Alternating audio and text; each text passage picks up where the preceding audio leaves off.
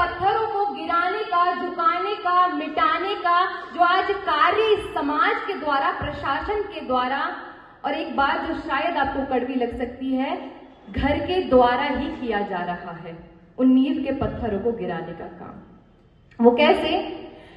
एक गीत है जो मुझे बहुत प्रिय है, उस गीत की कुछ लाइनें हैं इस प्रकार कि ऐसे हो लाल पैदा खेले जो गोलियों से, भूमि को तृप्त कर दे श्रद्धा की झोलियों से, गूंजे ये देश मेरा शेरों की बोलियों से, बिस्मिल गुरु भगत सिंह वीरों की टोलियों से, इनको वतन की खातिर फांसी पे फिर हंसा दे भगवान यारियों को। कैसे कि इन पंक्तियों में कुछ लाइनें थी कि बिस्मिल गुरु भगत सिंह फांसी पे इनको फिर हंसा दे।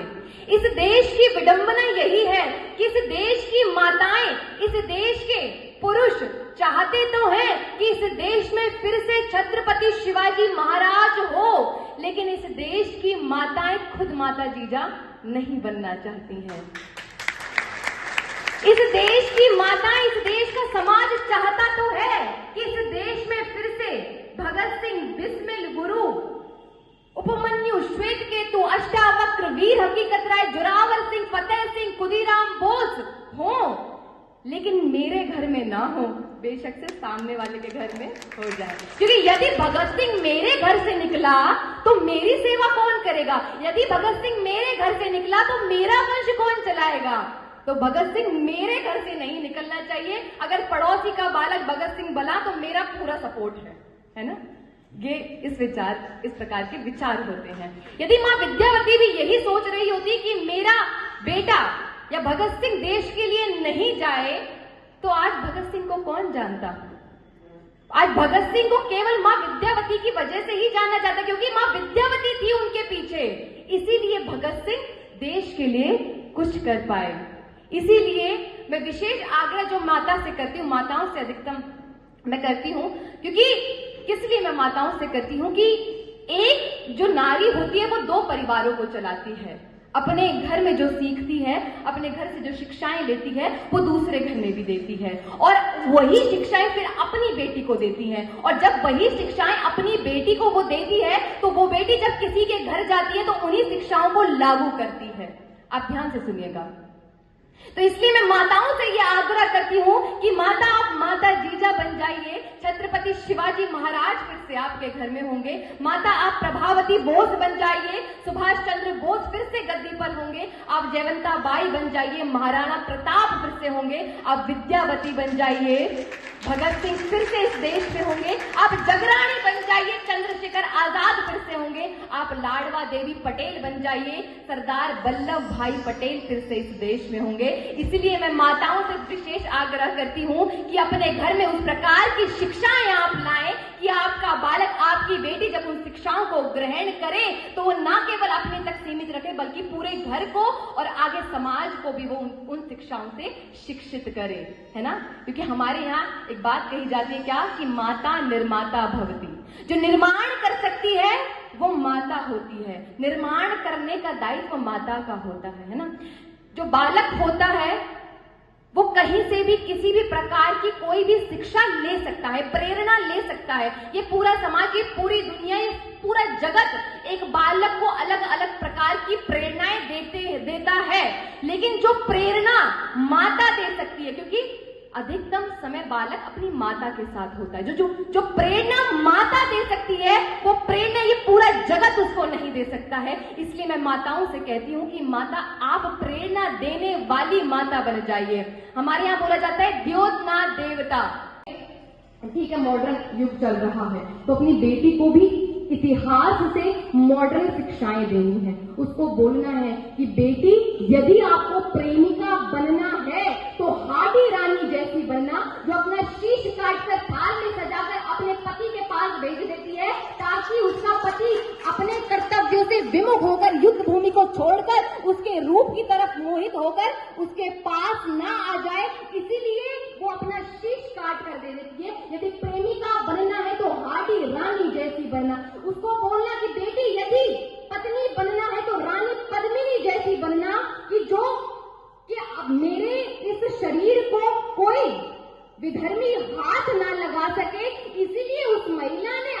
बॉडी को, अपने शरीर को धधकती हुई अग्नि में झोंक दिया। उसको कहना यदि पत्नी बनना है तो ऐसी बनना, उसको बोलना यदि बेटी बनना है तो रानी लक्ष्मीबाई जैसी बनना, कि जो अपने पिता के घर से सीख कर आई वही अपने ससुराल में निभाया, अपने राज्य को बचाया, अपने बालक को बचाया और कहा कि मैं अपनी झांसी नहीं दूंगी। यदि बेटी बनना है तो ऐसी बनना। उस बेटी को बताना पन्ना धान का बलिदान, चन्नम्मा की वीरता, दुर्गावती का साहस, नीलराज का शौर्य, मां विद्यावती का स्वाभिमान, उसको ये सब बताना।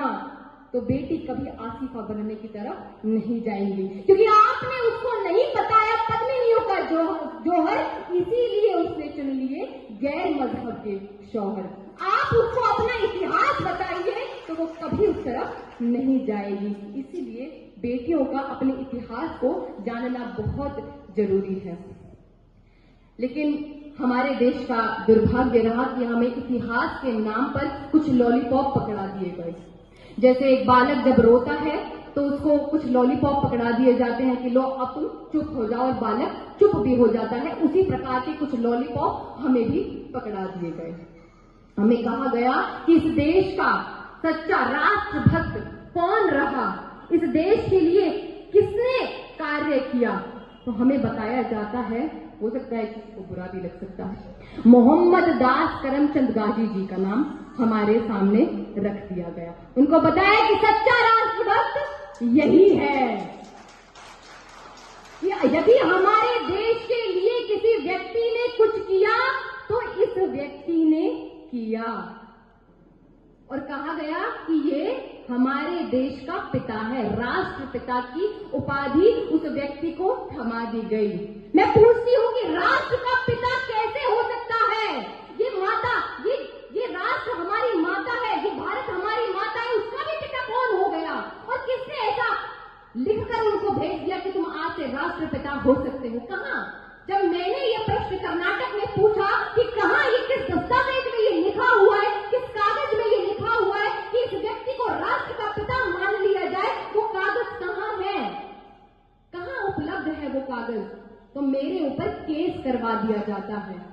मैं कहती हूँ कि इस राष्ट्र का कोई पिता नहीं हो सकता है, इस राष्ट्र का कोई पुत्र हो सकता है, इस राष्ट्र का कोई सपूत हो सकता है, लेकिन इस राष्ट्र का कोई पिता नहीं हो सकता है। जितने भी हमारे फ्रीडम फाइटर रहे, जितने भी हमारे वीर रहे, जितने भी हमारी वीरांगनाएं रही, उन सब ने कहा कि मैं इस भारत भूमि का पुत्र हूँ, मैं सपूत हूँ, मैं सुपुत्री हूँ। लेकिन एक व्यक्ति हुआ जिसने कहा कि मैं इस राष्ट्र का पिता हूँ। मैं मानती हूँ कि वो व्यक्ति राष्ट्र का पिता हो सकता है, लेकिन भारत राष्ट्र का नहीं हो सकता, क्योंकि पाकिस्तान राष्ट्र का बेशक से उसको मान लिया जाए, क्योंकि एक पुत्र पहले ही, एक माता पहले ही उपलब्ध है, उसके बाद उसका भी पिता आ रहा है।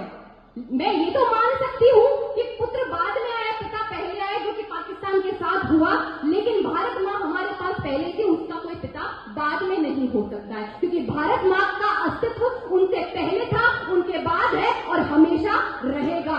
इसलिए